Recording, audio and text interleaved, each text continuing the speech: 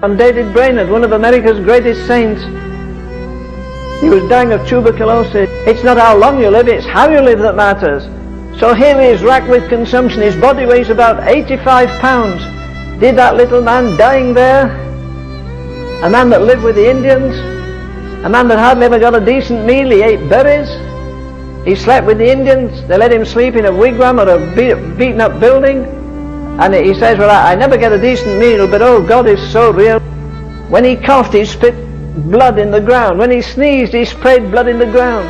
This is an American. See that every one of our young preachers gets a copy of the life of David Brainerd, to stir them to action, to stir them to sacrifice, to get their focusing straight. They're not living for eternity, they become professional preachers. They're happy to go along and preach in a nice place, get their eyes on eternity. Therefore they must read David Brainerd. Did David Brainerd, as he prayed there, dying, gasping for breath, did he ever dream a young man in England, a young Baptist by the name of Carey, would read that biography and it would send him to India? He could really say what we sing, God help us, I lay in dust, life's glory dead. Put your so-called faith and love into action. Lay in dust your pride, forget it. Who cares whether you wear designer clothes or not? Who cares whether you have the best ring or anything, the best car? Doesn't matter. You should have a prayer meeting in your church every morning and the pastor should be there to lead it. It's his business. Should be an example, not a talker. If you don't have a praying pastor, forget it. When I pastored a church in England in my 20s, that was in 1934, we had 7 prayer meetings a week. We had a half night of prayer Saturday night. Do you wonder people lined up outside the church to get a seat? Do you wonder the glory of the Lord filled the place? Do you wonder we never had a sports program in any period at all? We had throngs of young people, dozens of them in about 5 different parties went out to our street meetings. I didn't have to urge them and whip them, they caught a light, they were ablaze. No church is going to have revival with a prayer meeting one morning a week or one night a week. This is the time for blood, sweat and tears. If fellows can lose all their rights and go up to, what do you call it, West Point, listen, if they can do it, dear God, can't we do it? What are you shrugging up in that little church for? Because it never hurts you to go. Because nobody fasts, nobody prays, nobody weeps. Your preacher's dry-eyed, he talks. How in God's name do they do it? I don't know. Why do you weep while other people are laughing? Why do you fast while other people are having a whale of a time? It's stupid, it is. Except in the light of eternity it isn't. You see, you have to account for your time. So here you've got 3. You live 24 hours a day. You work 8 hours a day. You sleep 8 hours a day. What do you do with the other 8? Put that into years. You live 60 years. You sleep 20 years. You work 20 years. What do you do with the other 20?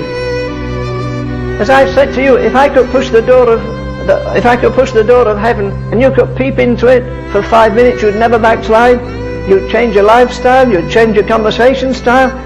Listen, you and I are supposed to be eternity conscious. How can you go to a fashionable church where nobody weeps? All this has got to end. Can you imagine in eternity? It will not make much difference, friend, 100 years from now, if you live in a stately mansion or a floating river scow, if the clothes you wear are tailor-made or just pieced together somehow, if you eat big steaks or beans and cake 100 years from now. Won't matter what your bank account or the make of car you drive, for the grave will claim all your riches and fame and the things for which you strive.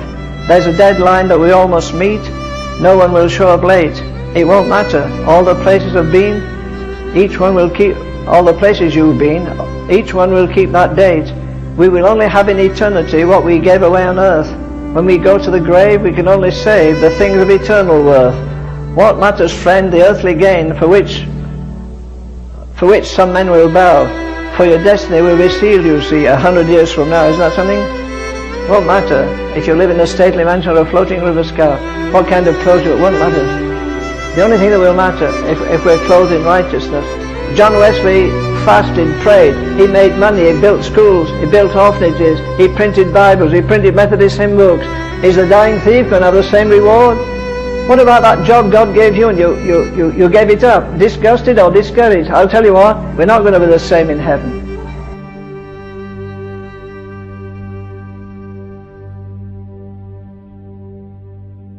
They, not one, they were stoned, they were sawn asunder.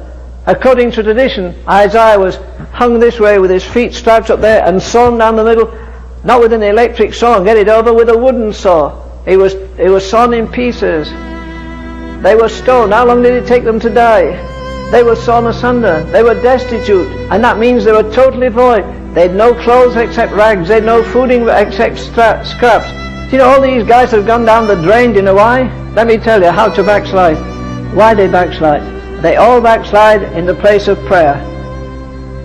And because they're cold there, in the place of prayer, because they're failing in the place of prayer, they lose the presence of God. It's time for you to tighten up your prayer life.